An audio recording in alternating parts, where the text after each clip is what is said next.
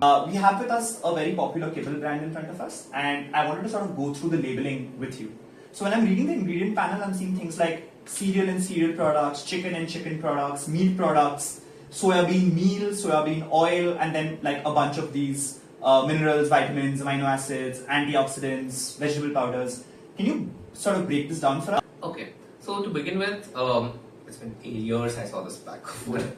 Okay, so in simple words, cereal and cereal byproducts can literally mean anything of cereals, right? It can be wheat, rye, barley, rice, corn, soy, anything for that matter. Okay, and it is also very higher in terms of carbohydrates and slightly inflammatory in nature. Highly polished grains are inflammatory in nature, is something all of us know.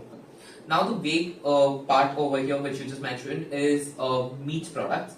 What is meat products? Because chicken has already been specified. So that's regarding that. And added vitamins and minerals, soybean oil, iodized salt, amino acids and antioxidants. So when the kibble is being made, the kibble undergoes a very high heat processing, and the heat is technically necessarily required to kill the contaminants or any kind of these things in the meal, right? Over here, because of the high heat, all vitamins, minerals technically comes down on how much bioavailable they are, how much they are absorbed by the body. So added nutrients are added in to meet those requirements. Right. So that's the thing. I'm also looking at this nutritional analysis panel, and it talks about minimum crude protein 20%, minimum crude fat 10%, maximum crude fiber 5%. Can you break down for us what this means as well?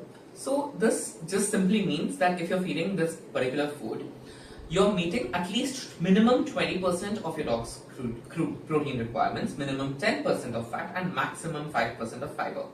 Fiber which is also required for the digestion.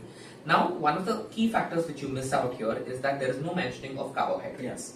So this food is technically very high in carbohydrates, hence there's also no mention of it, because everywhere it's also told that dogs and cats have a very minimum carbohydrate requirements.